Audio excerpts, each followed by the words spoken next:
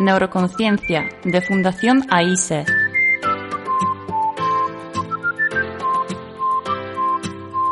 Con Juana Naya.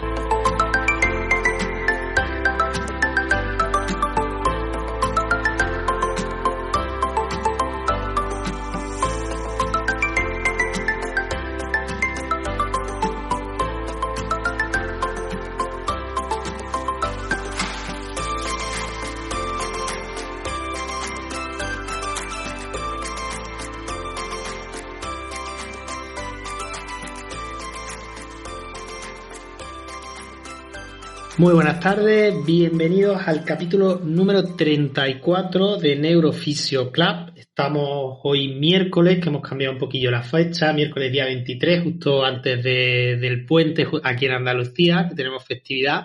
Y bueno, vamos a aprovechar para hablar para intentar cerrar un poquillo el tema de neuroplasticidad, que ya lo introducimos en un primer capítulo, en el que estuvimos hablando, que os recomiendo, si lo estáis escuchando antes que el previo, pues recomiendo que escuchéis Neuroplasticidad 1 para intentar un poco entender esa neuroplasticidad 2, porque yo creo que haremos referencia a algunos de los conceptos que ya explicamos. Ahora, si queréis, hacemos un breve recordatorio. Pero bueno, tengo que recordaros un poquillo toda la actividad del podcast, porque tengo aquí como una chuleta, porque hemos pasado de un capítulo a la semana, que lo llevábamos nosotros muy tranquilillo, a una auténtica explosión de capítulos, de colaboradores, de temas, de propuestas. Así que nada, informaros que justo ayer, el lunes, salió un capítulo de Neurologopedia, que ya es el segundo, sobre los pacientes, ¿vale? Sobre el papel de los pacientes dentro de la disciplina de la logopedia, bastante interesante, bastante humano, bajo mi punto de vista. Y tenemos pendiente el día 6 de marzo, que es el Día Mundial de la Logopedia. Seguramente nuestros compañeros de Neurologopedia realicen otro capítulo conmemorativo. Después, por otro lado, pues tenemos los compañeras del podcast de Neuroterapia Ocupacional, que ya han publicado su primer capítulo sobre investigación en terapia ocupacional y tienen pendiente un segundo capítulo probablemente el día 7 de marzo. Ellos tienen pensado hacerlo como los primeros lunes de todos los meses. Y por nuestra parte, pues en Neuroconciencia, pues nada, informaros que este viernes, pues ya sale el capítulo de Neuroplasticidad 1 en directo. Obviamente, pues cuando escuchéis esto, si lo estáis escuchando en diferido, ya habrá salido, obviamente. Y nada, comentaros pues que estamos muy contentos, primero porque el podcast está teniendo muchísima repercusión, nos estamos empezando a asomar, estamos a los 100 primeros podcasts de ciencia en Spotify, en España, estamos ya a puntillo, estamos en el 102, así que tenemos muchas ganas de entrar entre esos 100 primeros y sobre todo estamos muy contentos porque estamos teniendo muchísimas colaboraciones. La semana pasada grabamos un podcast, grabamos nosotros, por decirlo, porque realmente prácticamente ni Juan, ni Mode, ni yo hablamos, sino que tuvimos la suerte pues de poder hablar con atletas que tenían algún tipo de discapacidad. Entonces estuvieron hablando sobre deporte adaptado. Creo que quedó un podcast bastante interesante y bastante ameno de escuchar. Y seguramente tengamos muchas más colaboraciones de este grupo de personas que nos vengan a contar un poco diferentes partes de la neuro desde una primera persona, desde esa vista que nosotros como terapeutas pues podemos explicaros a nivel más teórico, pero que desde las vivencias creo que también se da una aportación bastante importante. Así que eso es una de las cosas que tenemos pendiente. Después también hemos tenido muchísimas peticiones por parte de asociaciones y por parte de diferentes colectivos. Ya hicimos el año pasado el tema de enfermedades raras, pues próximamente vamos a hablar sobre síndrome alcohólico fetal, que estamos preparando junto con la propia asociación española de este síndrome, una colaboración. Y también tenemos pendiente por ahí bastantes temillas y, por ejemplo, pues queremos hablar de hiperextensión de rodillas y tenemos ahí como algunos temas pendientes. Así que todo eso es un poco la actualidad del podcast. Cada vez yo creo que vamos a tener que hacer un podcast de actualidad de podcast porque cada vez esto se va quedando como un poco más largo. Pero bueno, hecha la actualidad y obviamente dando las gracias a todos los que nos estáis escuchando y que nos estáis ayudando a ir escalando esos puestos y a ir siendo cada vez más escuchados y más reconocidos, y que al final yo creo que soy el motor realmente que hay detrás de este podcast. Pues nada, tengo que darle la bienvenida y las buenas tardes tanto a mis compañeros habituales, Juan y Mode, y Yolanda, que seguramente se incorpore en breve porque está de camino a casa. Así que nada, Juan, Mode, ¿qué tal ha ido la semana? ¿Cómo vamos con la fundación? Y cómo se os plantea hoy el día y el tema antes de entrar en materia. Hola Manuel, buenas tardes. Pues en mi caso estoy cansado porque este fin de semana pasado hemos tenido máster en neurofisioterapia de la Pablo de Olavide, y he estado todo el fin de semana hablando sobre ganglios basales. Por un lado, muy contento porque hemos vuelto a la docencia presencial, que a mí siempre me da mucha vidilla porque estoy harto ya de lo online. Pero por otro lado, pues también cansado porque es ya no sé qué día ya, si el 13 o el 14 día que encadeno sin descansar. Aunque bueno, pues con mucha actividad en la fundación, con decirte que ha venido una amiga mía de la infancia a visitarme a casa, y mi amiga Cristina, y he entrado un poquito más tarde a la sala porque le estaba pidiendo el IBAN del banco para hacer la mecenas de la Fundación AISE. Pues con eso te lo puedo decir todo. Vaya, estoy a tope con la fundación. Y ya aprovecho para informar a la gente que nos escucha que está disponible el programa de mecenazgo de la Fundación AISE, y que si están interesados en colaborar con alguna cantidad mensual, trimestral, lo que sea, es decir, cualquier cosilla con la que quieran colaborar con la labor de la fundación, pues se pueden poner en contacto conmigo, por ejemplo, por cualquiera de las redes sociales, y nada, y hacemos ahí un papelillo con una domiciliación y nos pasan todos los meses una cantidad de dinero que nos viene muy bien para costear sesiones de tratamiento a gente que no se las puede permitir. Así que ya está, yo estoy pues pidiéndole a la gente dinero, locales, instalaciones, e intentando que esto crezca, y soy un pesado. Así que en mi línea pido más que vamos, parece que me ha hecho la boca un fraile, como diría mi madre. Bueno, Juan, eres un pesado, pero creo que eres un pesado por una buena cosa. Vamos a hacer como la cuñilla publicitaria de la Fundación. Obviamente, en la propia página de la Fundación, pues tenéis toda la información para haceros mecenas. Y sí es verdad que yo muchas veces pues pienso, digo, uy, esto del voluntariado, de pedir, de esto, lo otro, muchas veces te da como cosilla, pero otro día que estaba actualizando la web, pues me puse a ver diferentes números, y es que al final esos 10 eurillos, yo por ejemplo soy mecena, ¿vale? Yo no, yo soy mecena de la fundación, que haga todas estas cosillas, también soy. Y todas estas cosas al final tienen como una repercusión social, y al final la fundación en los 2 añillos que llevamos, pues el otro día estuve echando números y hemos becado 13.000 euros en tratamiento, hemos dado como unas 600 sesiones de tratamiento becado. Así que yo creo que si las personas que nos están escuchando pueden destinar 5, 10, 15, 20, lo que puedan al mes para echar una manilla y ayudarnos, os podemos prometer que todo el dinero va para personas con daño neurológico y para facilitar el acceso a tratamiento a través de becas de tratamiento. Así que nada, dicho queda. Mode, ¿qué tal ha ido la tarde? ¿Cómo se plantea? Hola, muy buenas tardes a todos. Pues nada, yo corroboro lo que estáis diciendo, que todo el dinero que sacamos, lo mínimo que sea, va todo destinado a esas becas para ayudar a la gente a pagar su tratamiento. Y nada, pues la semana está siendo bastante intensa. Yo vengo también de acompañar a Juan en el fin de semana, así que no estamos de miércoles, no sabemos ni en qué día de la semana estamos, pero vamos a hablar de plasticidad, vamos a ver cosillas chulas. Yo tengo un poquillo más de energía porque este fin de semana he conseguido escaparme, así que os entiendo totalmente en el cansancio, pero bueno, vamos a intentar sobrellevar esto. Y nada, si os parece, hago un mini resumen de cosillas que estuvimos hablando de neuroplasticidad. Obviamente, si no lo has escuchado, os emplazo a que oigáis primero esa neuroplasticidad 1. ¿Por qué? Porque estuvimos hablando un poquillo de conceptos básicos de neuroplasticidad y estuvimos como rompiendo algunas mitos, algunas creencias, algunos debates, como por ejemplo ese término de neuroplasticidad maladaptativa. Estuvimos también viendo conceptos básicos, cuándo se produce la neuroplasticidad, si es siempre, si no es siempre, Estuvimos también intentando abordar un poco esos discursos que iban hacia la doble vía de la neuroplasticidad lo puede todo o la neuroplasticidad en el adulto no existe, como esas dos vertientes extremas. Intentamos dar un punto de vista un poco más intermedio y un poco más basado en lo que dice la evidencia.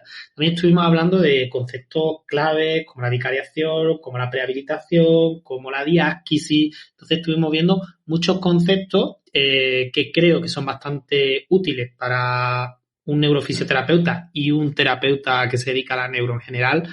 Entonces, os lo recomiendo. ¿Y hoy qué vamos a hacer? Pues en este Neuroplasticidad 2 nos vamos a intentar basar un poquillo en los trabajos de Broken Movement, de Krakauer, y en el libro de Control Motor de Sandwicud y Gulakot para hablar de los fenómenos de neuroplasticidad que se producen tras daño cerebral sobrevenido. En este caso, por incidencia, por estudios y por todo, sobre todo nos vamos a basar en daños isquémicos, ¿vale? Que al final son los que más vemos y también lo que más hay publicado y lo que más hay escrito. Pero bueno, también vamos a hacer como algunas salvedades hacia las hemorragias y vamos a intentar ver un poquillo todo ese compendio.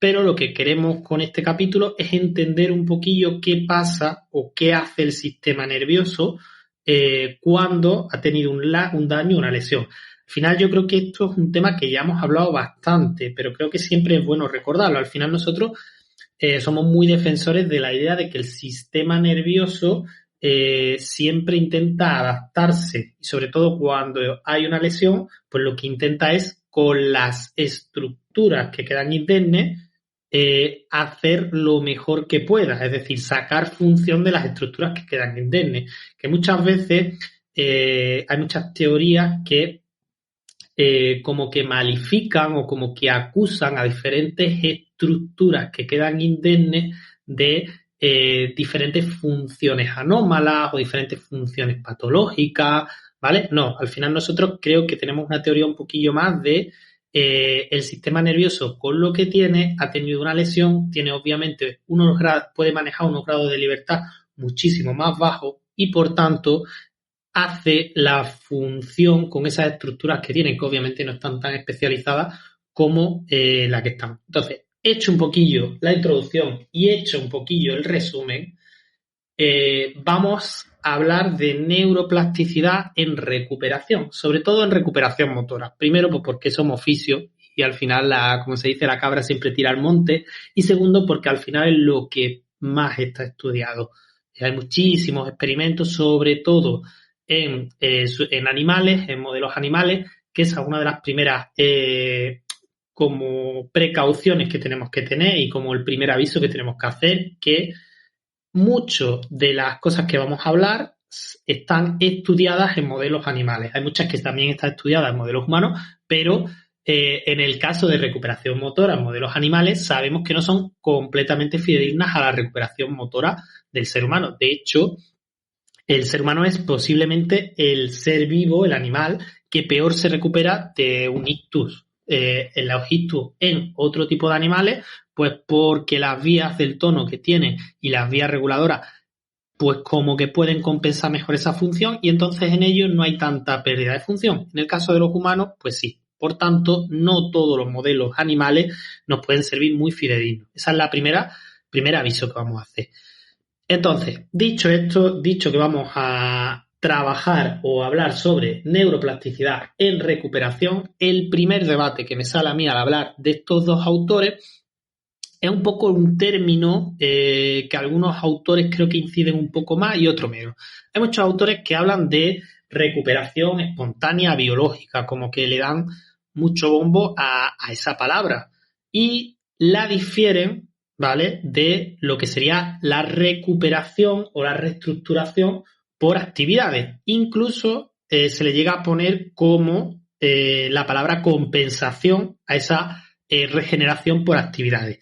Sin embargo, esos mismos autores luego te pegan como la vuelta y te dicen, bueno, también hay que tener en cuenta que al final una criatura que ha tenido un ictus siempre va a tener algún tipo de actividad, siempre va a estar en un entorno. Entonces, cuando hablamos de recuperación espontánea biológica, también estamos cayendo un poco en la trampa y tenemos que mezclar un poco los términos. Entonces, estamos un poco en esa dicotomía. Hay otros autores que no, que como que medio la solapan, creo que cayendo, intentando salvar un poco esta dicotomía y como que la solapan.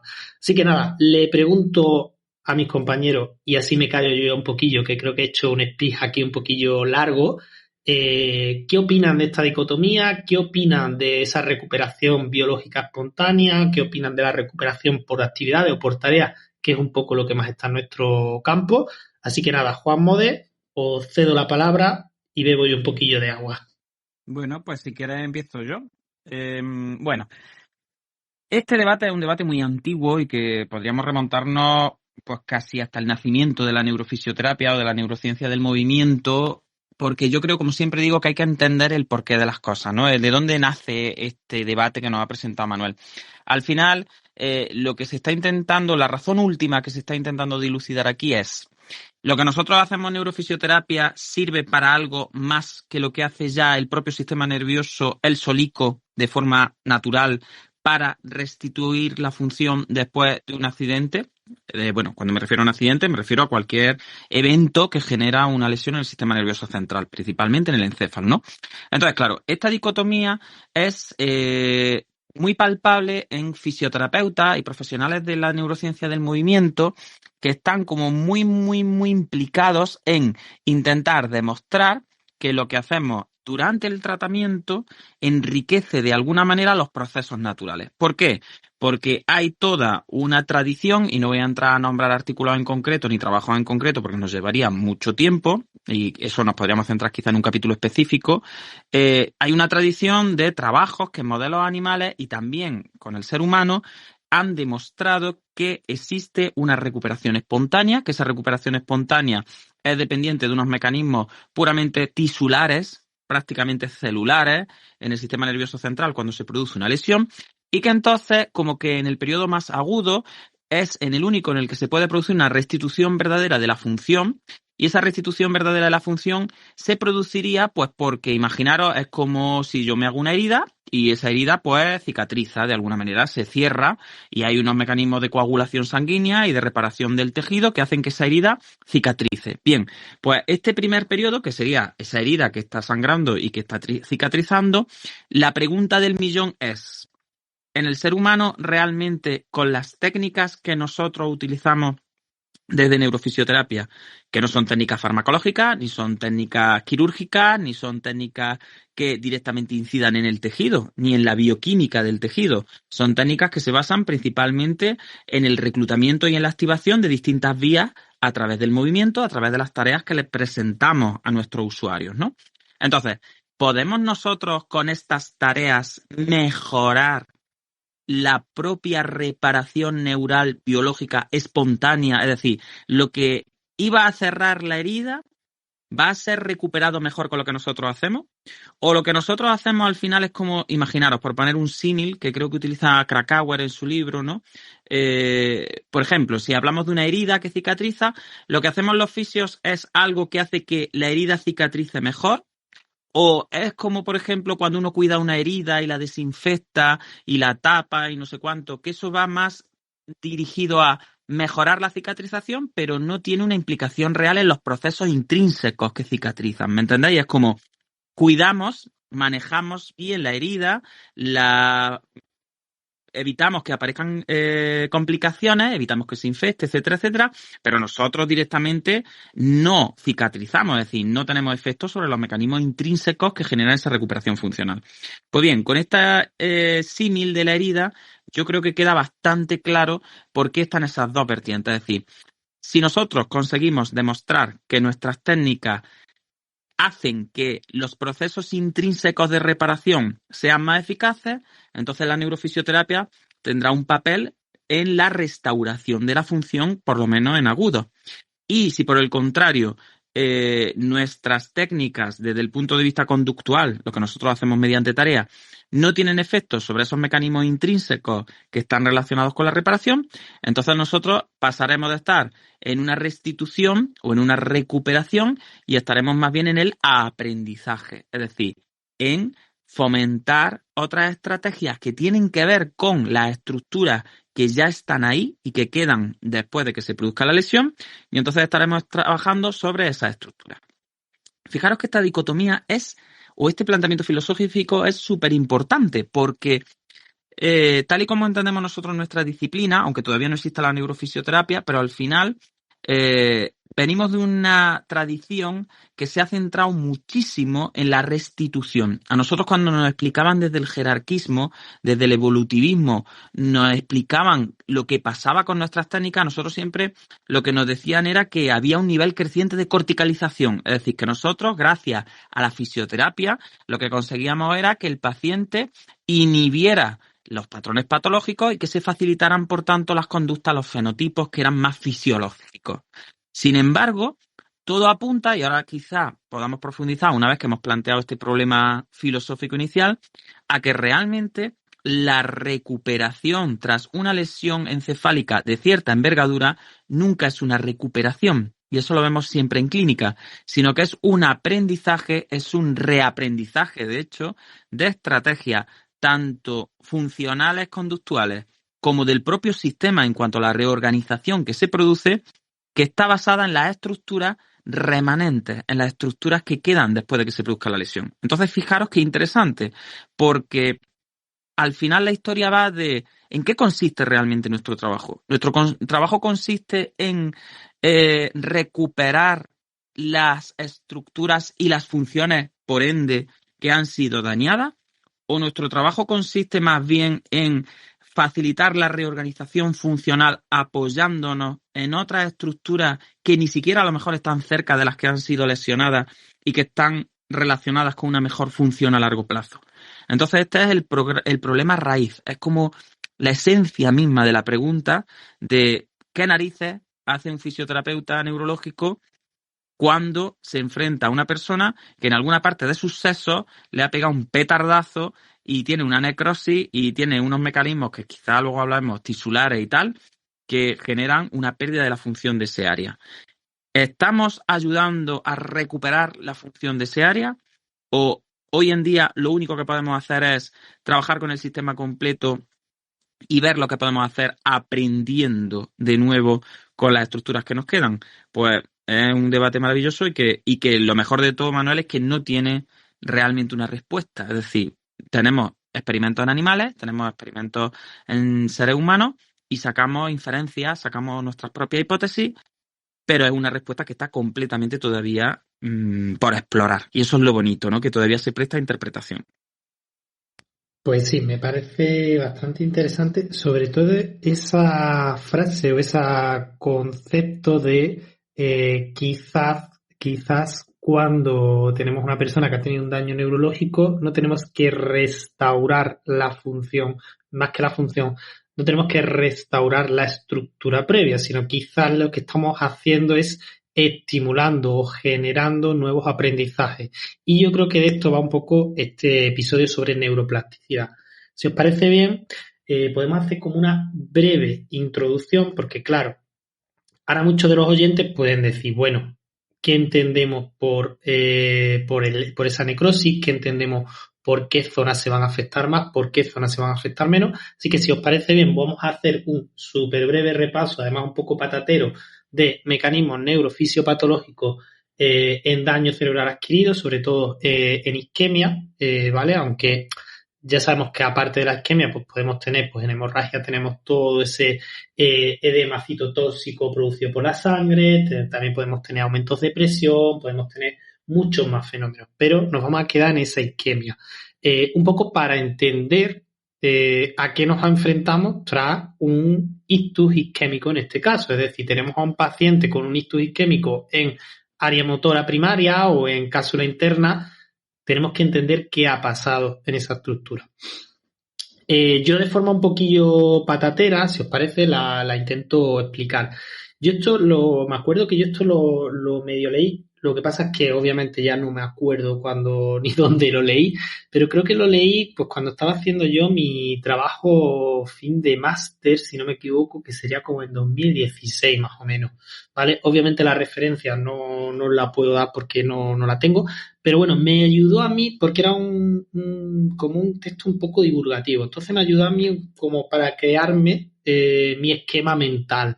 Y un poco leyendo hoy el tema del capítulo 4 de Krakauer, pues digo, bueno, más o menos creo que mi esquema mental no está del todo mal montado, aunque me lo ha ampliado un poquillo, que yo había una de las zonas que no las contemplaba. Así que si os parece, hago yo un breve resumen y Juan, si tengo mucho fallo o si mi esquema mental no está del todo cuadrado, pues te dejo que me interrumpa sin ningún problema. Si os parece, yo creo que al final, cuando tenemos una isquemia, tenemos que entender que a determinadas zonas del sistema nervioso no le llega sangre. Y que no le llegue sangre implica que no tiene esa energía, no tiene esa ATP. Al final, lo que necesita una neurona y el resto de células nerviosas es energía. ¿Por qué? Porque lo que determina la muerte o la supervivencia de una célula es el mantenimiento de su potencial de membrana. Es decir, que sea capaz de tener un potencial de membrana determinado que le permita hacer el intercambio. En el caso de que ese potencial de membrana se vaya, pues empieza a tener esa destrucción y esa muerte neuronal.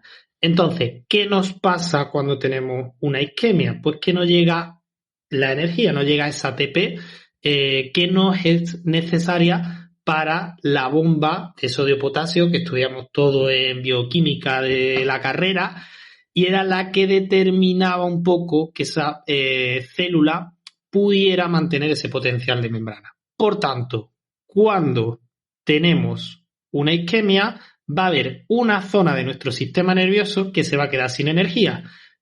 ¿Cómo se queda sin energía? La bomba de sodio-potasio se deja de funcionar y, por tanto, esa célula pierde esa diferencia, pierde esa potencial de membrana, pierde esa capacidad de generar cambios entre el medio interno y su medio y, por tanto, muere. Y a esa estructura o a esa zona se le llama core del ictus, ¿vale? Ese es el core, la zona core, la zona centro, ¿vale? Esa zona es muerte neuronal. Por tanto, cuando estemos hablando de recuperación tras daño cerebral, tenemos que tener en cuenta que con esa zona no podemos contar. Siempre que hablamos de mecanismos de neuroplasticidad, normalmente todos los autores hablan de la zona perilesional, es decir, alrededor de ese core. Por tanto, tenemos un core y ese core, aparte de tener la muerte neuronal, nos va a segregar como ciertas sustancias al morirse, sobre todo radicales libres. ¿Y qué es lo que va a hacer el sistema nervioso? Pues que alrededor del core se va a producir una proliferación de células gliales, es decir, de todas esas células que dan un poco de estructura y conforme. Pues eso provoca lo que se llama, yo lo leí en Krakauer como scar, creo que lo he traducido como cicatriz, no sé si es del todo, ¿no? Si no me corrige Juan, por favor, pero bueno, yo lo he denominado como zona de cicatriz, que es justo la zona circundante a ese core, que esa zona, pues lo que vamos a tener es una proliferación y una gliosis de estructura de las células gliales. Por tanto, esa zona tiene una proliferación de esas sustancias. Y justo redondeando, tenemos una zona que se llama zona de penumbra. Yo la zona de penumbra la entendí un poco, que fue un poco lo que me dio el pie en esa idea. La zona de penumbra son zonas que están cercanas a la zona que se ha quedado isquémica, que no tienen tanto riego, que tienen una hipoperfusión de la zona y, por tanto, la zona lo que hace esa célula es inhibir todas sus funciones y quedarse solo con la energía necesaria para mantener el potencial de membrana.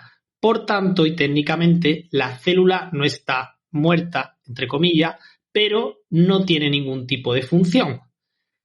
Lo que determinará la evolución del ictus, sobre todo en estadio agudo, es que si hay una resolución negativa, pues esa zona de penumbra irá aumentando y se irá convirtiendo en core, porque al final esa célula ya no puede ni mantener su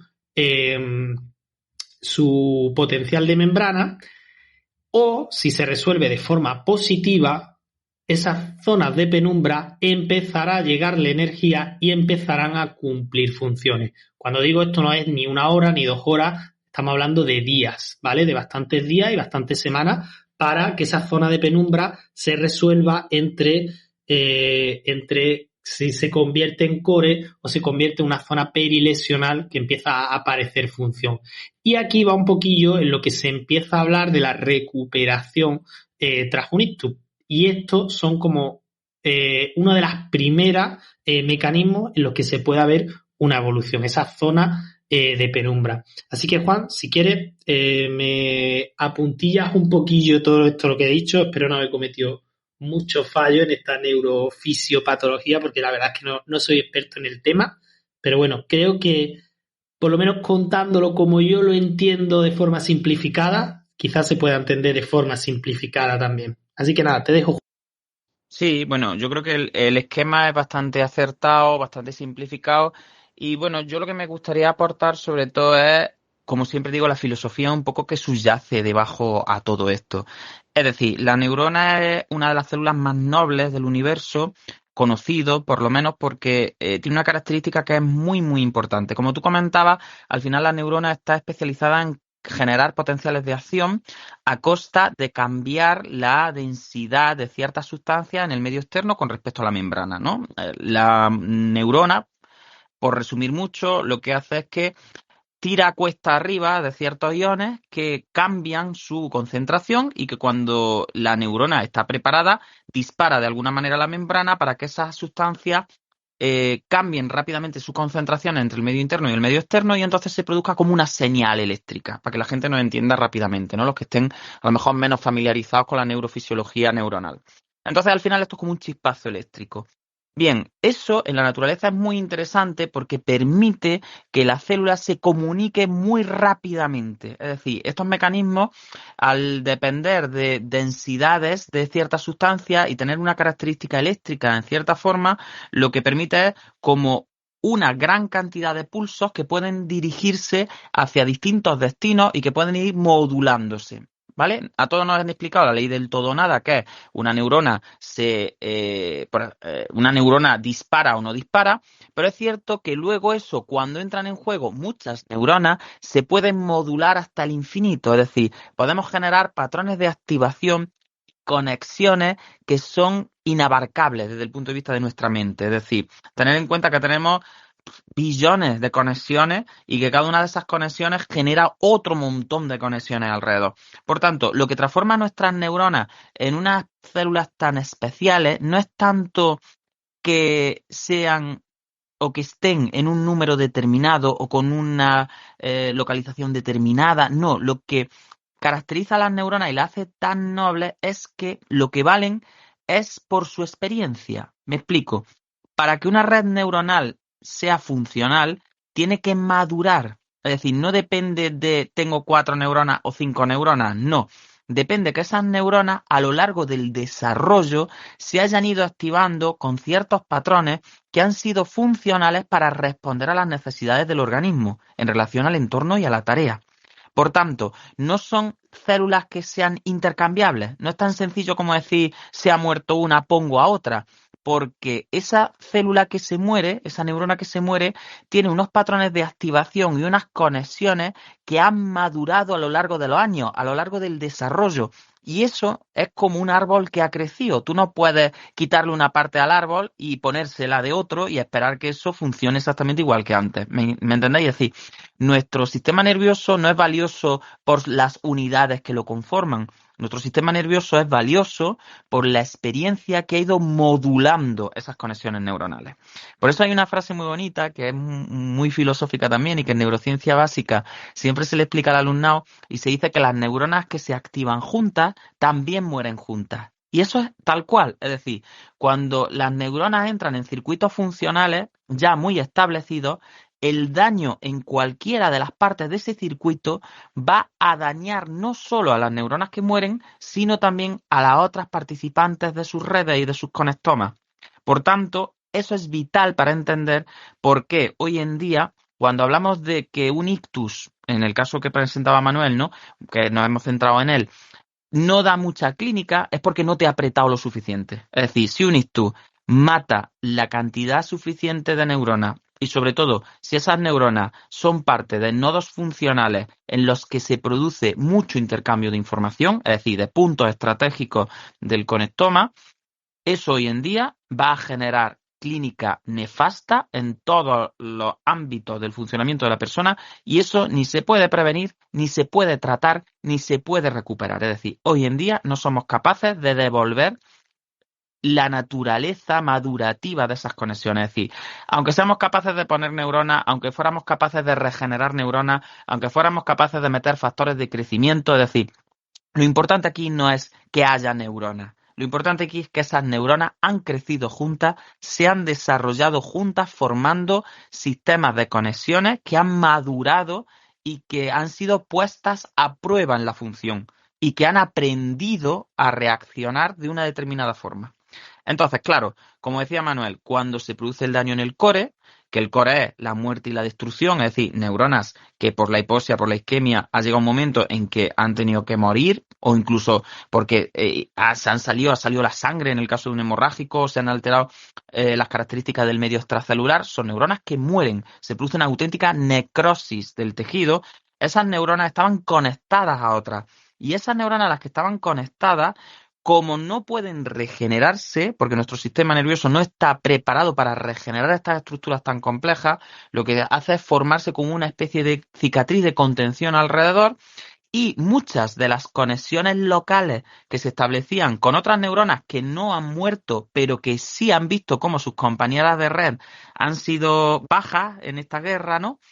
Claro, empiezan a hipofuncionar. Y ahí se producen esas zonas de penumbra que comentaba Manuel, que son como neuronas, yo siempre digo que son neuronas en duelo, es decir, están como tristes, están como han perdido a sus compañeras y entonces no podemos esperar que las redes neuronales funcionen igual, porque han perdido conexiones. Y por tanto, esa zona es en la que la recuperación espontánea biológica y sobre todo la fase aguda y subaguda podría variar según lo que conocemos y según la experiencia con la que nosotros dotemos al sistema, podríamos variar y conseguir que esas neuronas que están en esa zona de atontamiento, por así decirlo, de tristeza, porque sus compañeras han sido bajas, puedan activarse y recuperarse como participantes de otras redes, por lo menos equivalentes o similares a las que estaban conformadas antes de la lesión. Entonces, al final lo que tenemos eso es como un núcleo duro en el que han muerto los soldados, un muro de contención que al final no tiene capacidad de despolarización y que por tanto no puede cumplir una función más que la contención, la edematización e intentar que la lesión no se salga más a lo grande, es un auténtico muro de un pantano, ¿no? Y luego tenemos los alrededores en los que nos encontramos con células que sin haber muerto directamente por los cambios bioquímicos que había a su alrededor, por la pérdida de conectividad, porque además han causado baja a muchos de sus amigos, pues están tristes y están hipofuncionando también. Entonces eso es importante a la hora de entender los fenómenos locales que se dan después de una lesión. Ahora bien, la pregunta del millón es, quizá a lo largo de la historia nos hemos centrado mucho en qué pasa en la zona circundante a la lesión, pensando que los mecanismos de recuperación funcional estaban relacionados con la zona circundante a la lesión. ¿Me entendéis? Con esas neuronas que estaban tristes, que estaban en duelo, porque están muy cerca del volcán, ¿no? Están como ahí, que no les ha caído la lava y la ha quemado, pero están muy cerquita y están asustadas, ¿no? Y a lo mejor la pregunta verdadera es, ¿realmente son esas neuronas perilesionales, esas neuronas circundantes, las que van a llevar el peso de la recuperación funcional sobre su hombro? Si es que las neuronas tienen hombros, ¿no? ¿O la recuperación funcional va a depender de que las redes se recompongan en zonas distales a la lesión, en zonas que están más lejos de la lesión, con vías que ya estaban ahí? ¿realmente la recuperación funcional que observamos tras una lesión encefálica es fruto de la organización perilesional, de las áreas directamente relacionadas con la zona lesionada? ¿O, por el contrario, depende de estructuras distales y que, por tanto, tenemos que generar aprendizaje sobre vías que ya estaban creadas? ¿Es la recuperación un proceso de regeneración o es la recuperación un proceso de readaptación de lo que ha quedado y de vías que ya teníamos y estructuras que ya teníamos que pasan a tener una función nueva? Estas son las preguntas que son realmente importantes y que un poco creo, según mi opinión, que se derivan de esta dinámica que nos ha comentado un poco Manuel en cuanto a la dinámica lesional. Pues muy interesante sobre todo esa vuelta de tuerca a ese punto de vista, si nos tenemos que centrar un poco más en lo local o un poco más en lo general. Terminaremos, por supuesto, hablando de todos esos cambios en las redes, sobre todo en las otras vías que se quedan indemnes. ¿Qué hace el sistema nervioso indemne para intentar compensar un poco? Pero vamos aunque Juan acaba de decir que no es interesante, bueno, que no es interesante, no, que no es tan interesante, perdón. Vamos a intentar ver un poquillo qué es lo primero que hace el sistema nervioso. Vamos a intentar ir de un poco de lo específico a lo global. Vamos a intentar ver a un sistema nervioso que ha tenido un daño, en este caso isquémico, que tiene una zona de core, ese volcán que dice Juan, tiene ese muro de contención que está intentando que la lesión no vaya más, y tenemos una zona que está ahí, que sí o que no, que está un poco en tierra de nadie.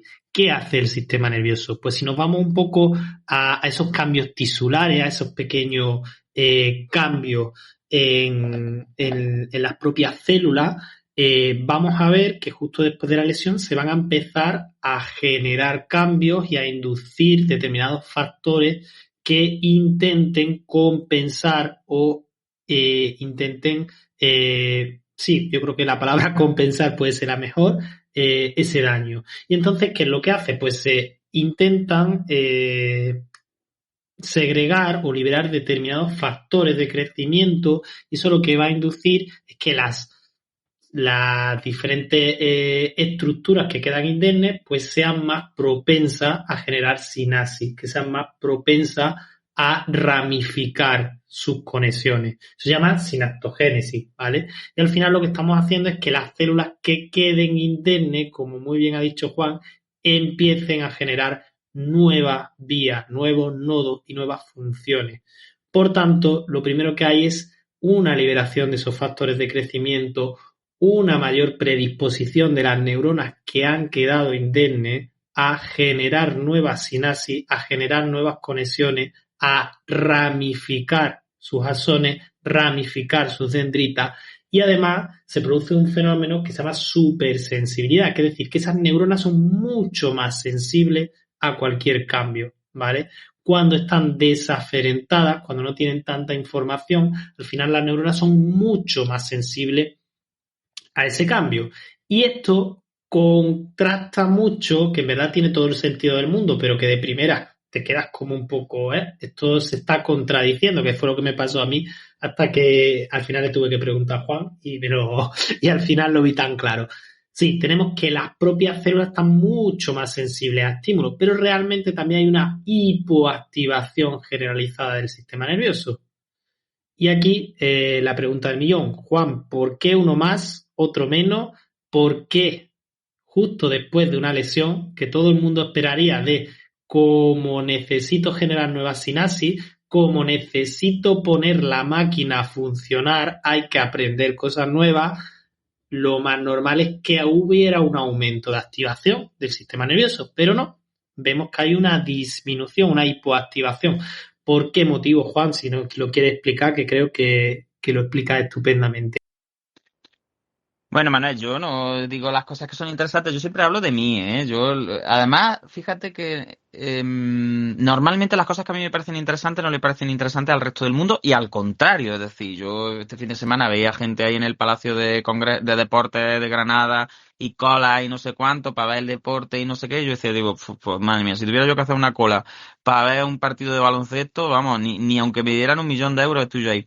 Entonces no te preocupes que aunque yo diga que no es interesante, ya sabes tú que mi criterio no es, no es tampoco como, no debe ser en ningún caso referencia de nada. Bien, vamos a ver, lo que está claro es que ya que hemos dicho que las neuronas que crecen juntas, que se conectan juntas, que se activan juntas, también mueren juntas porque son compañeras de redes y al final, igual que hemos dicho eso, también tenemos que tener en cuenta que las neuronas están obsesionadas con la despolarización y con ser útiles, ¿vale? Yo estoy resumiendo mucho, lo estoy explicando en un idioma como muy así, porque creo que es la hora y el momento adecuado. Y al final, cuando tú hablas de que después de una lesión se produce toda esa liberación de factores de crecimiento, se produce un montón de liberación de factores neurotróficos que al final generan crecimiento dendrítico, axonal, que incluso generan angiogénesis, que eso es un proceso también que está muy poco estudiado y que, bueno, en modelos animales quizá un poquito más, pero al que también se le da muy poquita importancia. La angiogénesis es el crecimiento de nuevos vasos que van a irrigar zonas que se han quedado sin combustible, ¿no? Porque la isquemia o la hemorragia o lo que sea la ha dejado sin combustible. Entonces, claro, tenemos en principio varias dicotomías o varias paradojas como las que tú comentabas que yo creo que es necesario aclarar. Primero, las hipoactivaciones. ¿Por qué es necesario que se produzcan ciertas hipoactivaciones metabólicas y funcionales tras la lesión? Bien, primero porque, como contaba antes con la angiogénesis, hay zonas cercanas a la lesión que se quedan sin combustible. Por tanto, si yo tengo que entrar en economía de guerra mientras esto se soluciona, si tengo un edema perilesional, si puede haber una alteración de presiones que hagan que esas presiones eviten que llegue correctamente el suministro de nutrientes a las neuronas, pues a mí lo que me interesa es bajar el metabolismo neuronal lo suficiente como para que, ya que me está llegando poquita comida, con esa poquita comida me pueda apañar y no me muera. Porque imaginaros, esto es como si yo sé que solo voy a comer yo qué sé, un bocadillito, un sándwich mixto en todo el día y me voy a correr una maratón. Pues digo, no, mira, si sé seguro que solo voy a poder comer un sándwich mixto, voy a intentar moverme poco, voy a intentar estar tranquilo, porque si gasto muchas calorías y sé que solo me voy a comer un sándwich, pues lo más seguro es que pase hambre y que me muera en una semana pues de inanición, ¿no? Entonces, en este caso, nuestro sistema también desde el punto de vista tisular es inteligente y los mismos factores de crecimiento que se liberan son muy dependientes de la vascularización que se está produciendo en ese tejido. Si la vascularización es deficiente, normalmente se entra en ese periodo como de congelación, como de hipoactivación del tejido perilesional que hace que se aguante más. Es como la travesía del desierto, ¿no? Es como decir, bueno, con esto poquito que me está llegando voy a intentar echar la mayor parte del tiempo que pueda en espera de que mejore. Bien, eso en cuanto a las hipoactivaciones metabólicas. Luego, otro error que se suele cometer mucho cuando uno empieza en la neuro es considerar que las hiperpolarizaciones son buenas para el aprendizaje, ¿no? Porque siempre se dice, bueno, lo que necesitamos cuando estamos aprendiendo o cuando se están generando nuevas redes es mucha activación, ¿no? Nosotros tendemos a pensar que la hiperactivación, la hiperpolarización es positiva. Y sin embargo, en el caso del sistema nervioso, tenéis que tener en cuenta que cuanto más polarizada esté la actividad, eso necesita unos umbrales más potentes para generar potenciales de acción. Es decir, si la neurona ya de por sí tiene unos potenciales de membrana que son muy altos, que están como muy activos, yo voy a necesitar muchísima más carga, voy a necesitar muchísimo más movimiento de moléculas para poder romper ese umbral. Entonces, las hiperpolarizaciones, en un primer momento, nosotros las podemos entender como un aumento de energía, pero realmente la hiperpolarización es inhibición. Es decir, las estructuras están siendo inhibidas para bajar su metabolismo y también para que solo los impulsos que son verdaderamente significativos, potentes, importantes, puedan generar esos potenciales de acción que van a generar las redes nuevas.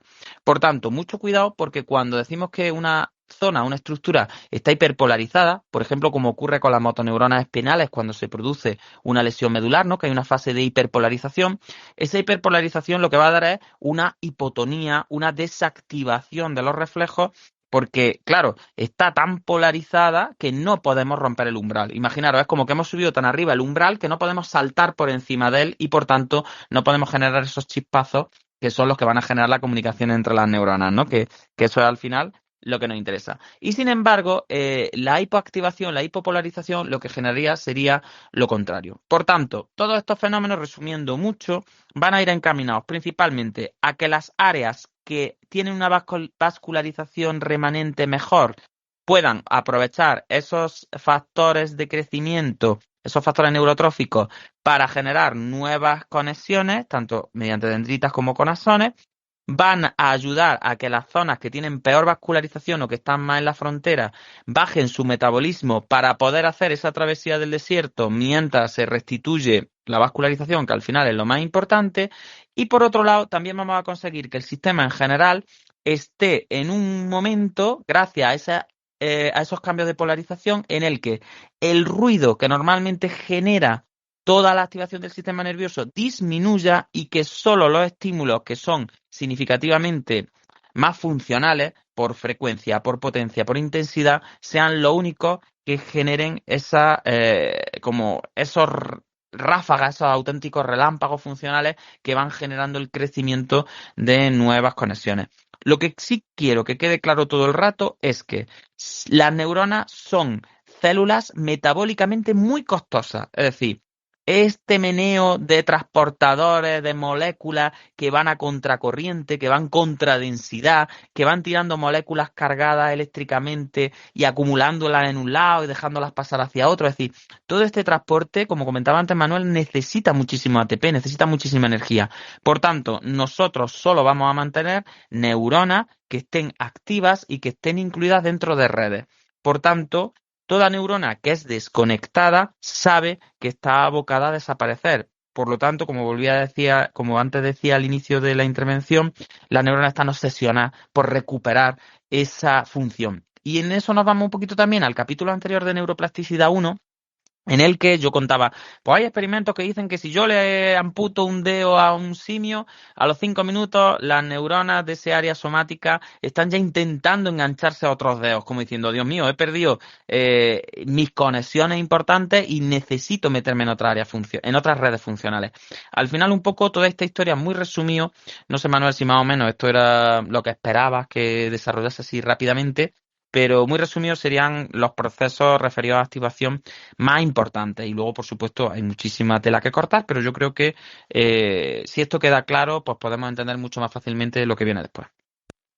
Por supuesto que sí, Juan. Lo has explicado estupendamente. Esa hipoactivación y esa sinaptogénesis, esa formación de nuevas sinapsis y cómo el sistema nervioso se asegura de que esas sinapsis sean y que esos estímulos sean completamente salientes como para generar nuevas conexiones.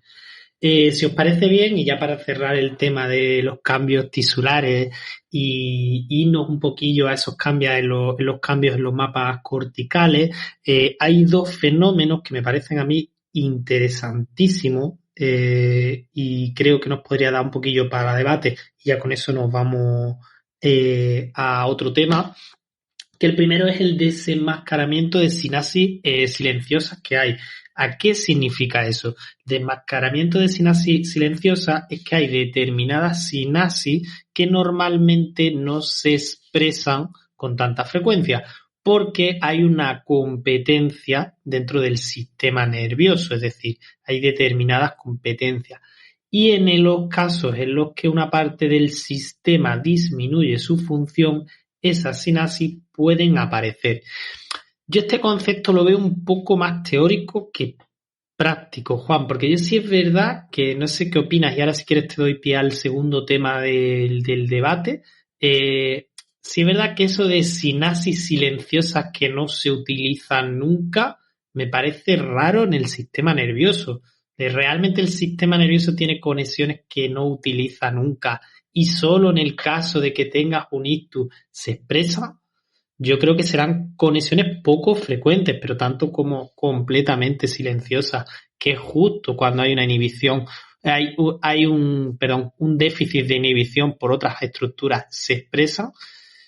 Yo creo que habría que verlo más como una modulación, pero bueno, ahora si quieres nos cuenta un poquillo qué opinas sobre este tema. Y el segundo tema, obviamente ya lo sacaste un poco a la palestra antes, que es el tema de la neurogénesis, que hay muchísima investigación ahora en intentar recuperar cualquier daño neurológico con una estimulación de esta neurogénesis, de que se formen nuevas neuronas. Pero sí es verdad que todavía la evidencia que tenemos es un poco limitada y un poco confusa en este sentido. Así que si os parece, hablamos de estos dos temas, cerramos el debate por aquí y nos vamos a otro tema. Así que os cedo la palabra, tanto Juan como Mode, si nos queréis comentar un poco de este sinapsis silenciosa y de esta neurogénesis.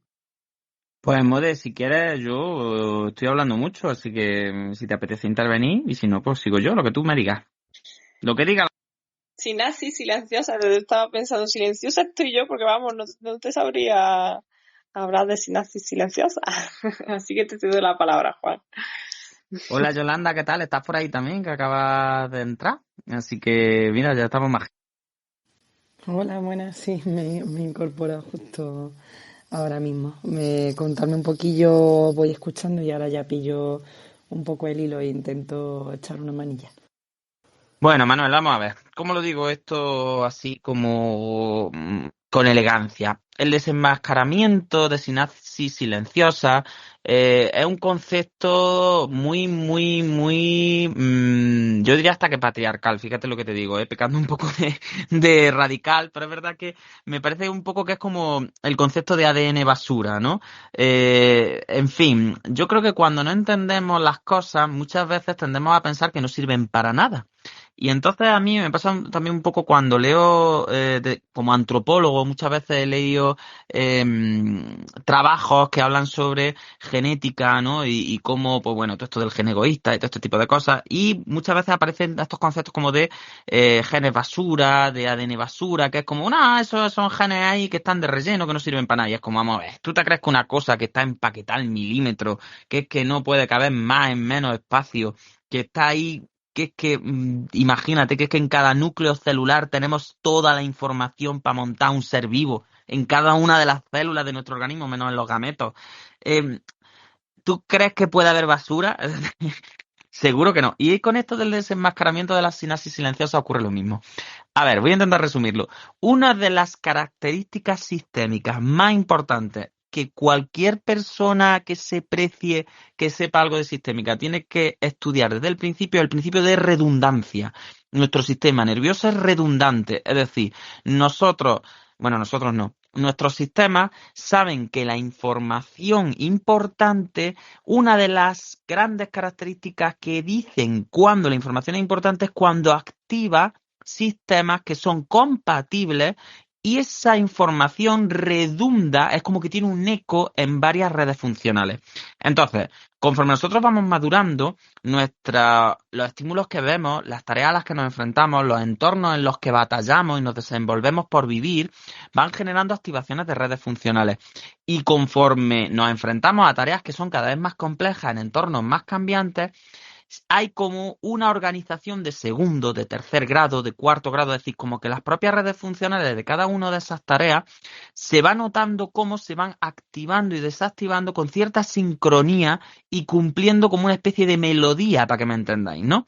Entonces, todas las funciones cerebrales son redundantes. Hay un principio como de nada va solo por una vía, ni una estructura se encarga solo de una función, no hay ninguna función que esté localizada solo en un sitio y al final tenemos como nodos importantes porque son centros que están muy bien comunicados con muchos sitios, esos nodos como que son las vías preferentes porque son como las autovías, porque hemos visto con nuestra experiencia y poniendo a nuestro sistema nervioso ahí cargado, como batallando, nos hemos dado cuenta que por esas autovías llegamos antes y llegamos mejor, pero para que se genere esa autovía, otras redes previas han tenido que activarse y han tenido que ir generando como esa repetición de patrones que han ido generando estructuras nuevas, vías de comunicación nuevas, y esas vías han sido potenciadas hasta ser las vías preferentes.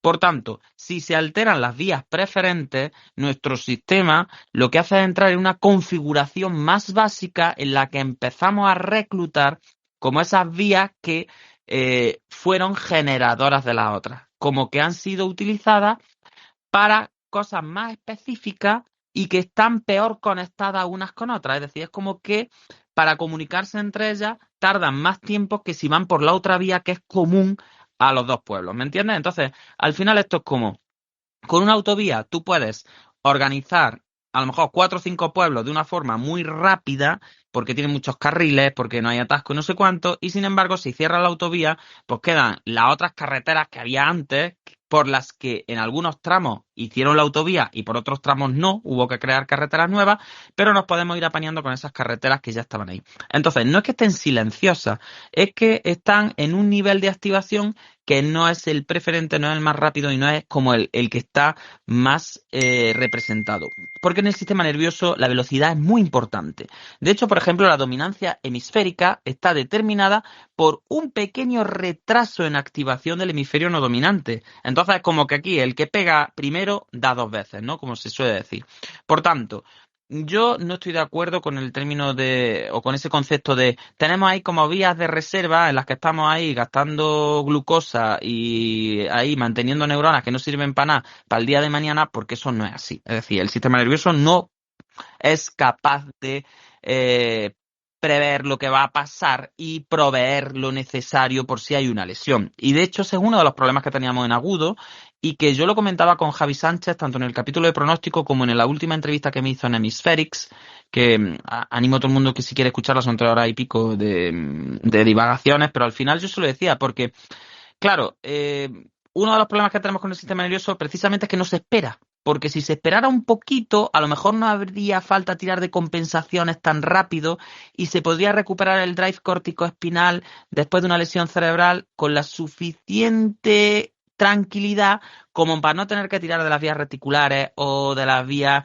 rubrales tan rápido. Pero claro, es que el sistema nervioso está preparado para la supervivencia inmediata. Entonces, si tú estás por ahí en la sabana, como estaban nuestros antepasados, no puedes decir, uy, voy a dejar ahí el edema cerebral 3 semanillas, a ver si baja, y no voy a empezar todavía a reclutar a las neuronas medulares, ni voy a dejar que la médula se reorganice, porque a lo mejor si me espero un poco, todavía hay neuronas ahí que están vivas y que pueden vivir. No se espera, dice, a ver, al revés, voy a inhibir lo que esté tocado y voy a potenciar lo que sé que no está tocado. Entonces tiene que hacer sacrificios de no puedo, si dudo de que uno de mis soldados esté en buenas condiciones, prefiero sacrificarlo antes que equivocarme. Y entonces es muy conservador y potencia mucho las estructuras que sabe que no han sido alteradas directamente por el daño.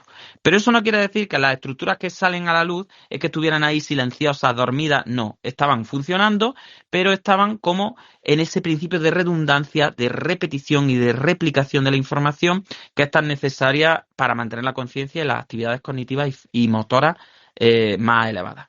Entonces, por ese lado, yo creo que habría que tener mucho cuidado.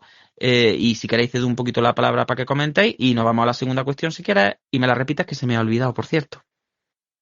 Sí, ahora mismo te la repito, Juan. Yo sí es verdad que era uno de los términos que a mí me chirriaba cuando lo leía, eso de una conexión ahí que no servían para nada en principio y que se mantenían ahí en el caso, pero sí es verdad que un poco con esa interpretación de la redundancia y con esa interpretación de la preferencia de determinadas vías, pues creo que se entiende un poco más, que obviamente no son conexiones silenciosas, sino que podríamos, sinapsis silenciosas, sino que podríamos hacer como sinapsis pues no tan preferentes o sinapsis un poco más secundarias, esas vías un poco más secundarias. Y Juan, el segundo tema era un tema que sé que te gusta a ti mucho y estaba preguntando por la neurogénesis, aunque nos habías comentado un poquillo, pero bueno, era un poco a colación de que hay muchas terapias y hay muchos intentos de investigación de regenerar los daños neurológicos con la formación de nuevas neuronas, aunque sí es verdad que la evidencia científica todavía está un poquillo en duda con estas cuestiones. Si quiera un poquillo hablar sobre cómo interviene la neurogénesis y la formación de nuevas células del sistema nervioso en la recuperación de un daño neurológico.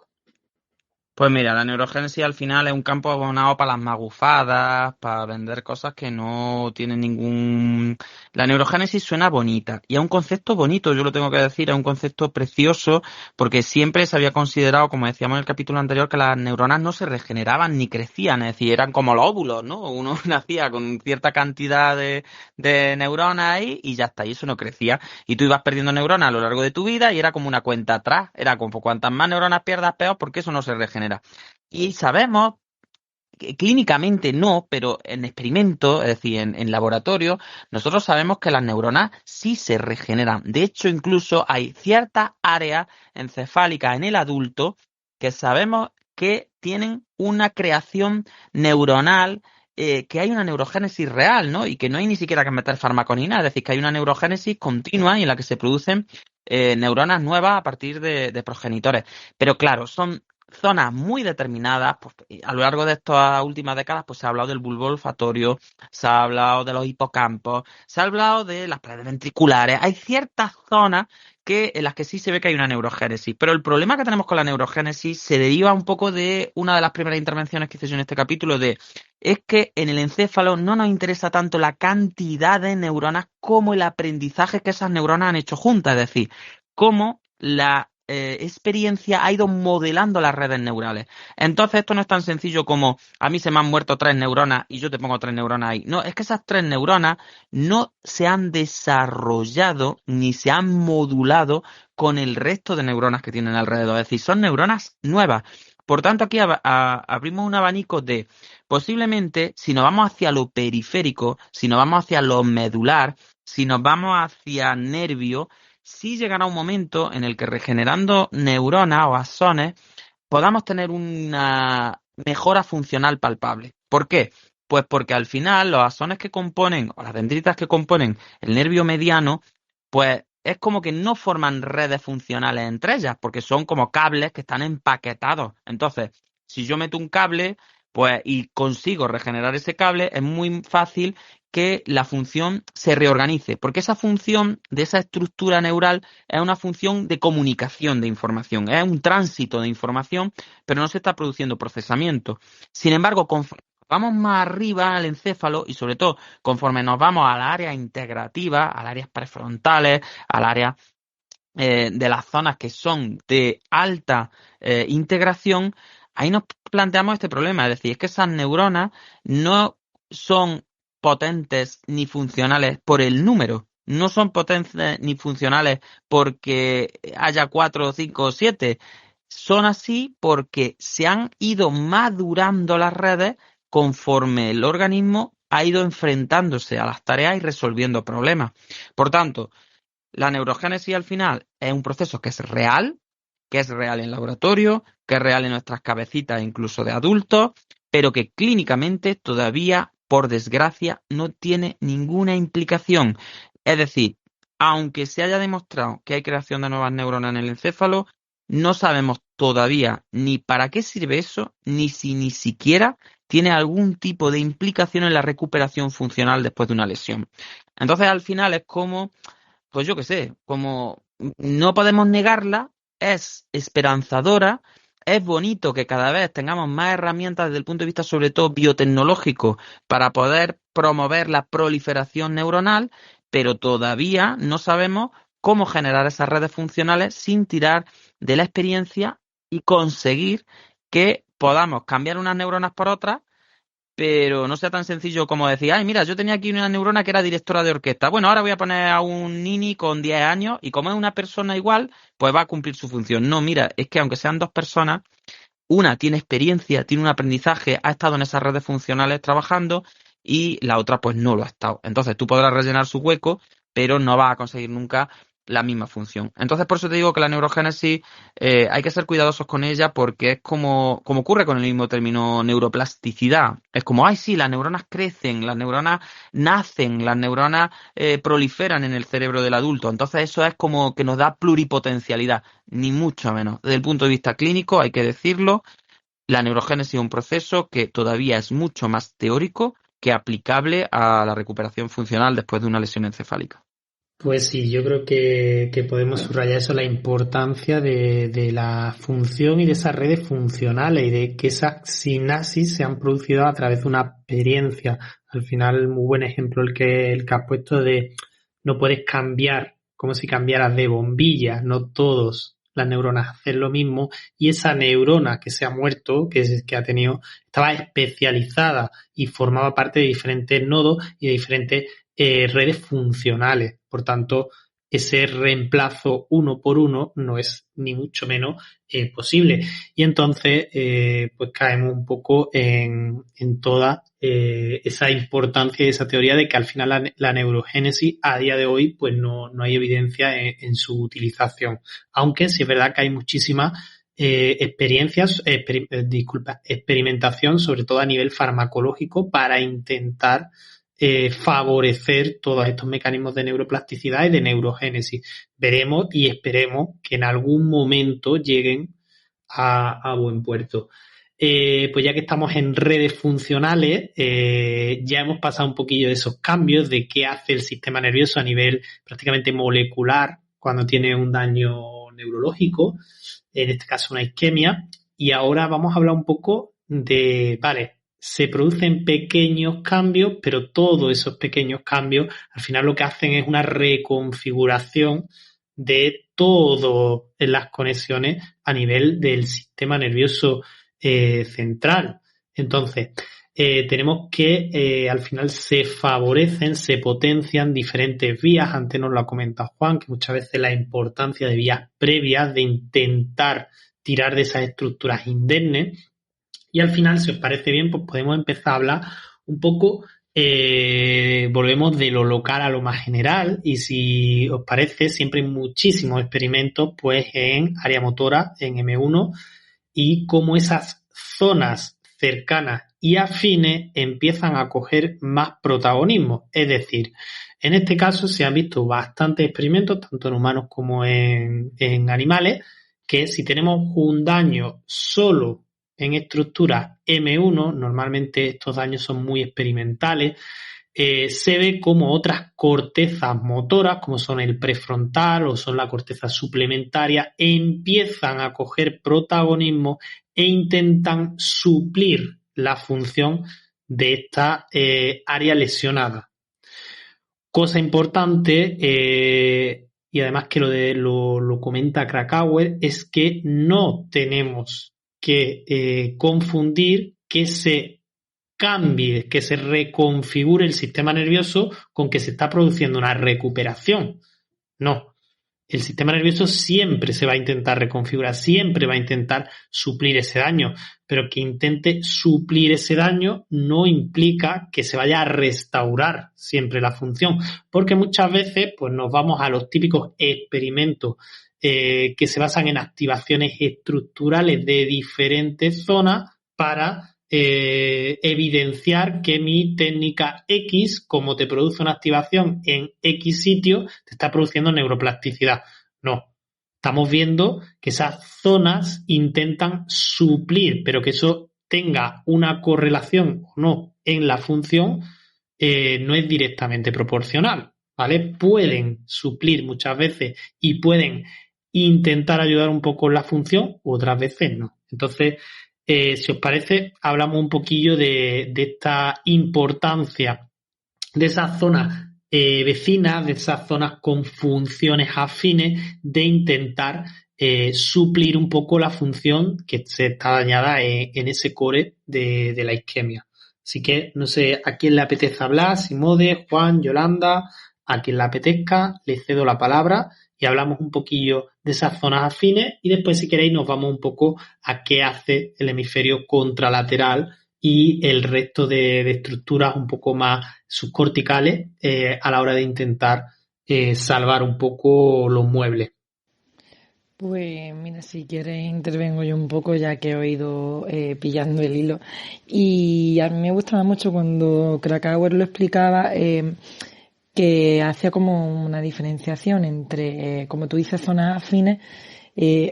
Habría que ver como áreas circundantes, ¿no? Al core del daño neurológico. Pues un poco como tú estabas hablando, ¿no? O esos clásicos experimentos de áreas motoras, o también a veces se habla, por ejemplo, en áreas sensitivas, ¿no? Y como cuando uno pierde, por ejemplo, por una amputación, un dedo, rápidamente las cortezas sensitivas que pertenecían a ese dedo como que son invadidas, ¿no? O empiezan a funcionar para la sensibilidad de otros dedos, ¿no? Y eso pasa también al revés si el daño es dentro del sistema nervioso. Y luego la segunda diferenciación sería pues hablar también de otras áreas que tienen una función similar, que yo creo que esto va un poco en relación con lo que estaba hablando Juan anteriormente de áreas silentes, ¿no? O de vías silentes, que tiene mucho que ver con, pues bueno, hay distintas áreas dentro de las redes que al final sacan una función o hacen que emerja una función, como le estaba diciendo. Y bueno, pues cuando cae uno de los nodos, al final el resto como que toman más importancia en el manejo de la función, ¿no? Entonces, habría que hacer como esa doble diferenciación entre áreas circundantes a la lesión y también, por otro lado, pues otras áreas que tienen funciones similares. Y yo creo que esto nos da una potencia también muy guay a los clínicos, porque al final nosotros ahí podríamos empezar a trabajar un poco pues estudiando, ¿no? Qué áreas son las que me van a permitir tirar un poquito más de función. Pues bueno, pues si ha caído la posibilidad de automatización porque tengo más dañado el cerebelo, pues a lo mejor sé que otras áreas que automatizan son los ganglios basales y que se nutren de una información distinta, pero que podrían tirar de una función, ¿no? Entonces, no sé si habéis estado hablando de esto o no, o si queréis aportar algo más. Bueno, pues sigo yo, como Mode parece que, no, que nos anima, he hecho ahí un renuncio. A ver, Mode, chiquilla, ¿qué estás haciendo? Que no hablas. Que no puedo aportar yo mucho en este tema, Juan. Está No estoy ahí, haciendo pues nada, bueno, estoy escuchando. pues por lo menos de vez en cuando un cambio ahí, Un una cambio de voz, ¿no? simpatía, La algo, yo qué Mode sé. está en zona de penumbra. Bueno, vamos a ver, Manuel, Estoy yo en mi el core. opinión con respecto a esto es que realmente creo que hay ciertos autores que están un poco obsesionados con que si no hay una restitución tisular, no va a haber una restitución funcional. Y yo creo que aquí estamos hablando de dos cosas completamente distintas. Es decir, una cosa que nosotros hablemos de la restitución funcional, que entonces sí habrá un periodo restitutivo y un enfoque restitutivo, y luego un enfoque compensador de aprendizaje, ¿no? Y yo estoy totalmente de acuerdo con eso. Es decir, yo estoy completamente de acuerdo en que haya una regeneración de la función. Vale, estoy completamente de acuerdo.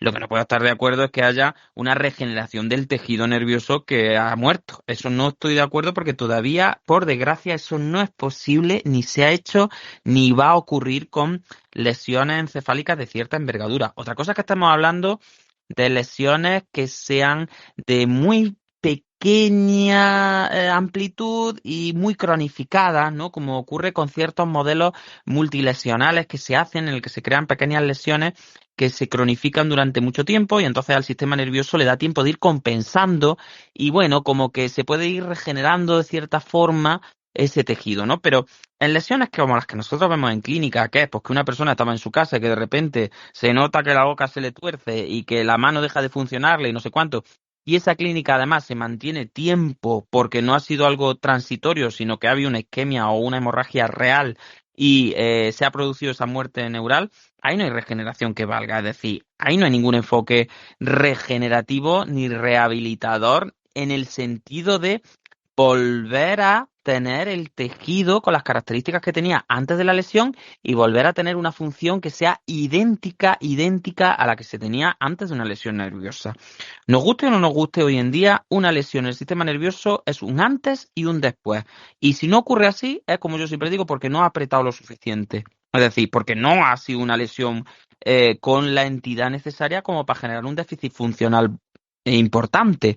Pero una lesión neural que genera un déficit funcional importante siempre va a dejar secuelas. Otra cosa es que estamos hablando de la restitución de la participación que yo tenía previa en las actividades que me interesan, o que estemos hablando de una restitución funcional más desde el punto de vista conductual, fenotípico, de yo tengo la extensión de la interfalángica, o puedo hacer una pinza tridigital, o tengo una velocidad equiparable más o menos a la que tenía en una manipulación alternante. Vale, pero hasta ahí estaríamos hablando de una restitución funcional. Entonces yo creo que no podemos confundir cuando leamos cosas sobre regeneración o sobre la diferencia entre la regeneración y el aprendizaje desde el punto de vista compensador. Es decir, no podemos confundir el discurso que tenemos referente a el propio foco lesional, los mecanismos que se producen en esa parte desde el punto de vista, pues ya os digo, del tejido, más desde el punto de vista de la propia estructura,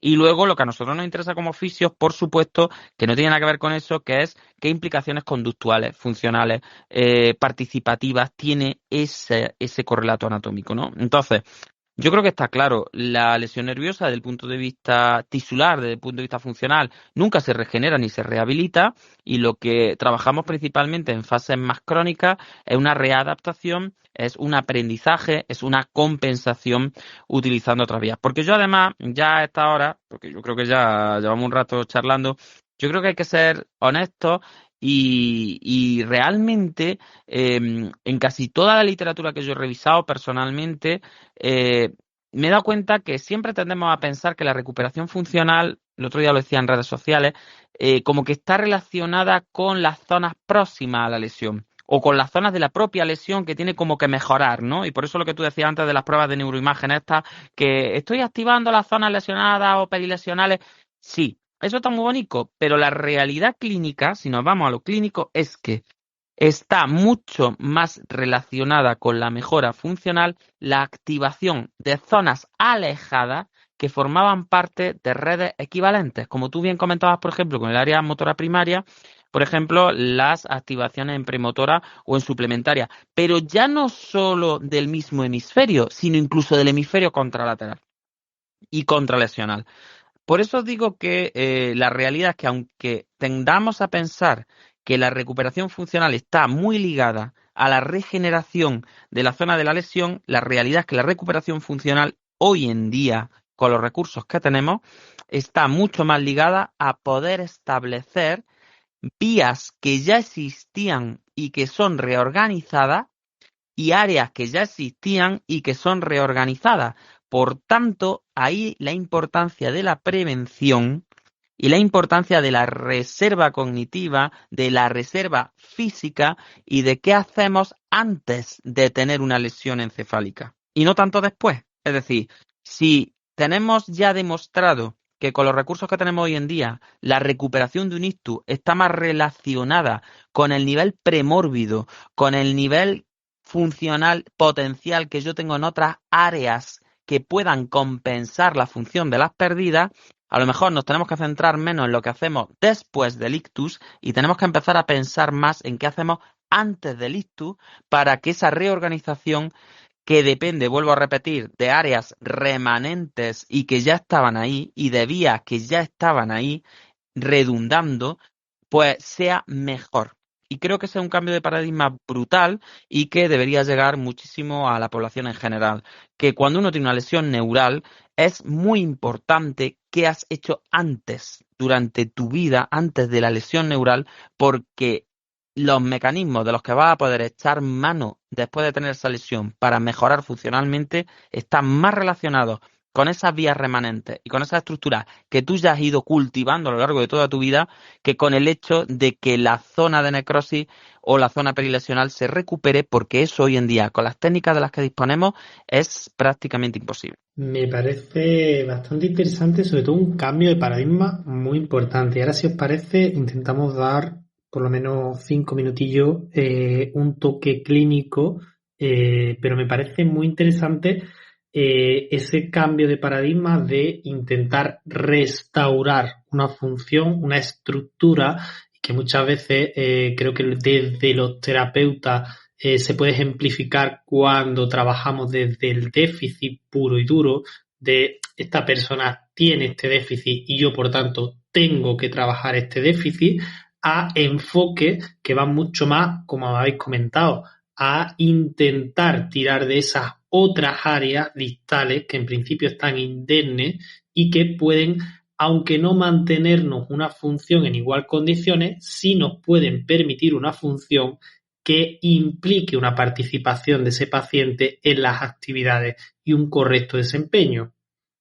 Entonces, muchas veces intentamos tirar de esas otras estructuras y creo que Yolanda ahí lo ha intentado comentar un poco y ahora si quieres te doy un poco del pie para que ahondes un poquillo más sobre el tema.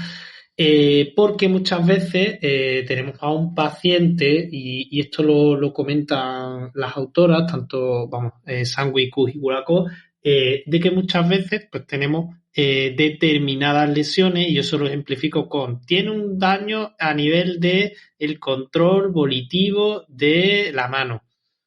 Y intentamos trabajar ese déficit, intentamos trabajar para reclutar o para tirar de esas estructuras lesionadas. Y muchas veces comentan que tenemos mucho más rango de acción y mucha más potencia terapéutica si tiramos de vías que en principio estén sanas.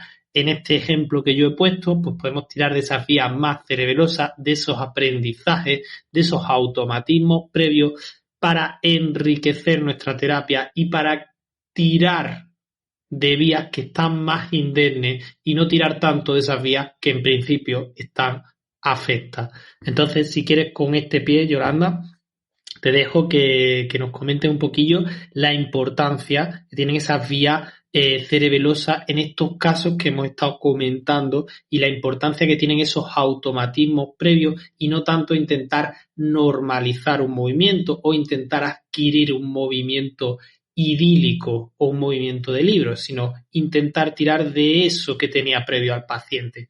Así que, si quieres, comentar un poquillo cómo podemos llevar eso a la clínica.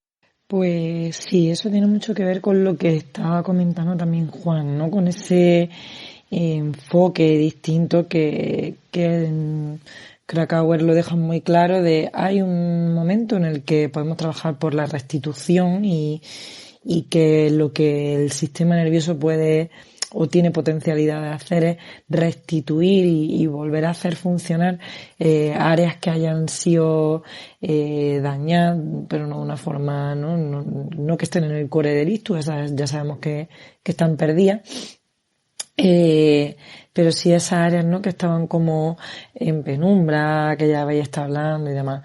Y luego hay un segundo enfoque que al final es al que casi todos nos dedicamos porque el tiempo de restauración es muy, muy, muy poco y los que estamos en clínica es raro que veamos pacientes así de agudos, que viene a ser pues un poco lo que estamos diciendo, ¿no? Ese tirar de otras áreas que hagan funciones similares o tirar de otras zonas y otras vías que puedan compensar al daño, ¿no? Que al final, pues, como siempre, Sandwich Cook tienen esa filosofía, ¿no? Y esa frase que es frase chupito también para nosotros, que lo que vemos, las compensaciones son la mejor de las formas de funcionamiento del sistema nervioso con las estructuras indemnes. Entonces, al final yo creo que nuestro trabajo en clínica pues también es un poco facilitar que las estructuras indemnes tomen protagonismo en la función y tomen un poco las riendas del movimiento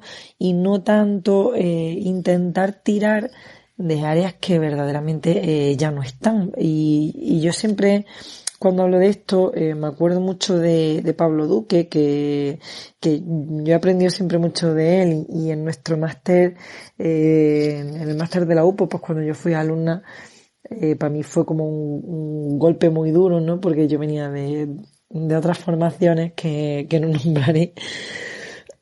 Pero bueno, Pablo vino y nos comentó algo que, bueno, pues que creo que nos abre un poco los ojos a esto, ¿no? Que venía a ser que, bueno, pues que a nadie se le ocurre trabajar con una persona que le han amputado el brazo, no se le ocurre pedirle que mueva esa mano amputada, y sin embargo, pues cuando alguien tiene un daño neurológico, que se la lleva, por ejemplo, las áreas del control del movimiento volitivo, como tú dices, pues seguimos intentando que haga manejo volitivo del movimiento, y esto ya lo hemos hablado en otros capítulos, ¿no? Entonces es como un poco loco, porque eso sería como pedirle a un amputado de brazo que mueva la mano. Y Pablo siempre lo decía, ¿no? Decía, es que solo se nos ocurre a los que trabajamos con el cerebro. Entonces, pues bueno, yo ahí soy muy partidaria de lo que tú dices, de entender bien las funciones, de entender bien cuáles son las áreas del sistema nervioso que llevan esa función a cabo. Pues como estaba hablando, ¿no? Por ejemplo, del movimiento, pues sabemos que hay áreas que tienen más que ver con el movimiento voluntario, pero por suerte los seres humanos adultos tenemos muy poco movimiento voluntario a lo largo del día, y casi todo está ya en automatización. Pues bueno, porque dedicamos nuestros recursos a otras cosas un poco más interesantes que a controlar el movimiento, ¿no? Entonces, bueno, pues ahí tenemos, por ejemplo, al cerebelo, o tenemos a los ganglios basales, que son áreas subcorticales que son capaces de hacer un manejo bastante interesante del movimiento cuando lo metes en el propio movimiento al paciente, y cuando las referencias vienen a ser sus propias referencias corporales y no tanto un manejo más explícito, ¿no? de la tarea. Con lo cual, al final, pues eso no lo podemos llevar a la clínica, yo creo que de una manera relativamente fácil, que viene siendo eso, el estudiar qué áreas son las que están funcionando en mi paciente, no preocuparme tanto de cuáles no, porque por eso no voy a poder hacer nada. Y saber, pues, que si, por ejemplo, puedo tirar de automatizaciones previas, pues a lo mejor cuando yo voy a trabajar con esta persona que se levante del suelo, pues no le voy a pedir que haga un movimiento totalmente controlado y normalizado y dentro de unos parámetros claros y exquisitos, sino que lo que le voy a decir es, bueno, prueba a levantarte como tú siempre te has levantado, ¿no? Y a dar a lo mejor algunas referencias que le permitan lanzar el movimiento sin necesitar controlarlo de una forma tan explícita, ¿no? Como generalmente hacemos en clínica. Entonces, pues bueno, yo creo que esa sería un poco la idea, ¿no? De un poco como dice Juan, no tanto pensar en si vamos a regenerar o no el sistema nervioso, que está claro que no, sino más bien pensar qué podemos hacer con las estructuras que tiene el paciente indemne. Lo que pasa es que, claro, que eso conlleva el estudiar de una forma más exhaustiva de lo que solemos hacer y tener bastante más razonamiento del que solemos hacer los fisioterapeutas, porque necesitamos conocer toda la neurofisiología del movimiento, necesitamos conocer todas esas condiciones, como dice Juan, de la sistémica del movimiento y llevárnoslo a clínica, con lo cual, pues bueno, yo creo que se hace un poco más complicado, pero bueno, eso es lo interesante también, ¿no? El calentarte la cabeza con cada paciente. Pues muy bonita la reflexión, creo, final. Yo creo que nos puede quedar como reflexión final y como enfoque clínico a todo esto. No sé si al final hemos hablado lo suficiente de neuroplasticidad o no, o si daremos un poco en el gusto a las personas que lo han escuchado, pero bueno, como siempre nosotros damos un poco nuestra visión y nuestra opinión y por lo menos cómo lo intentamos nosotros enfocar en nuestro día a día. Si os parece bien y teniendo en cuenta ya la hora y que mañana yo creo que no nos podemos librar de trabajar, que tendremos que ir a trabajar tempranillo, si os parece, pues abro el último turno de palabra para que me deis un poquillo la reflexión y cerramos por hoy este capítulo. Bueno, pues yo agradeceros el ratillo, como siempre, y sobre todo que espero que estos 2 capítulos hayan servido para reflexionar sobre algunos conceptos interesantes y también pues como advertencia un poco para cuando la gente vea que cierta técnica o cierto abordaje estimula la neuroplasticidad o la neurogénesis o la reorganización o este tipo de cosas que muchas veces aparecen como mantras positivos pero que realmente son mensajes vacíos porque nos estamos llevando formas de funcionamiento tisular y casi prácticamente microscópicos a hacer inferencias directas sobre la capacidad funcional, pues que sepamos también tener ese espíritu crítico y saber que, bueno, que aunque sean procesos que están demostrados en laboratorio y que son importantes y que posiblemente en el futuro sean la base del tratamiento y de una restitución real del tejido nervioso y de la función, pues que la verdad hoy en día es que todavía su aplicabilidad clínica real y su impacto real en los cambios funcionales después de una lesión encefálica, pues todavía es muy, muy, muy reducida. Entonces, pues ya está con eso. Y ya está, y recordándole a la gente que pueden convertirse en mecenas de la Fundación AISE, pues y ayudarnos a seguir con nuestra función, pues ya está. Yo ya a partir de ahora, cada vez que hable, siempre voy a pedir dinero, locales o lo que sea. Así que lo siento mucho, pero me voy a tener que escuchar muy a menudo animando a la gente a que se hagan donantes de la fundación. Por lo demás, pues encantado. Juan intentando crear nodos funcionales en el tema de neuroplasticidad y solidario en este caso. Nada, pues yo agradecer a vosotros que la verdad es que he estado muy cómodo en estos 2 capítulos. Este capítulo la verdad es que desde mi punto de vista, que esto luego lo escuchamos y decimos, pues no ha estado tan bien, pero sí es verdad que el otro capítulo creo yo que estuvimos, o por lo menos yo me autocrítico, creo que estuve muy espeso. Y yo la verdad es que me ha gustado bastante. Creo que Juan nos ha dado aquí una masterclass sobre conceptos de la neuroplasticidad y muchas veces mitos de la neuroplasticidad. Así que yo creo que es bastante interesante, sobre todo porque estamos, pues eso, con mucha información, estamos en la etapa de eso, de muchas publicaciones vacías, mucho conocimiento. Y muchas veces pues se escapan o se reafirman determinados conceptos que al final no tienen tanta base. Entonces, creo que muchas veces es bueno intentar construir, pero también intentar hacer un poco de crítica y destruir estas vertientes un poco más erróneas. Así que nada, lo dicho, muchísimas gracias a todos y a todas, a todos los que nos escucháis, a todos los que nos dais mucho feedback, a todos los que nos dais muchísimo apoyo. Recomendaros tanto el podcast de Neurologopedia como el de Neuroterapia Ocupacional, que está bastante interesante, y a ver si empezamos entre todos a darle un empujoncillo, que ellos están empezando y creo que también es bastante interesante.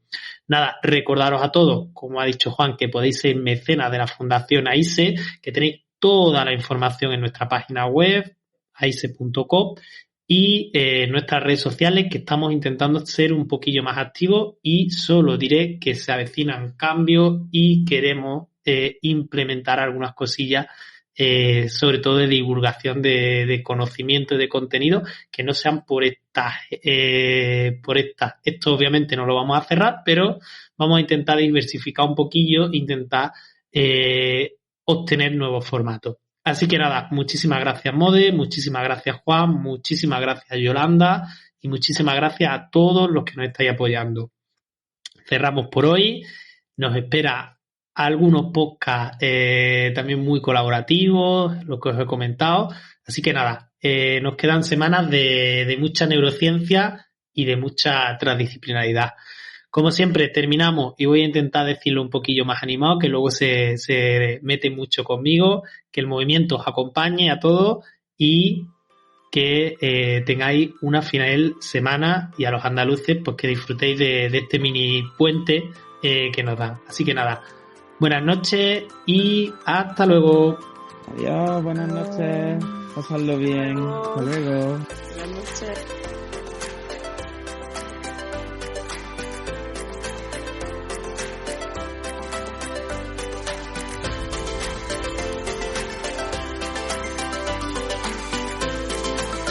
Neuroconciencia, del caos a la sinergia.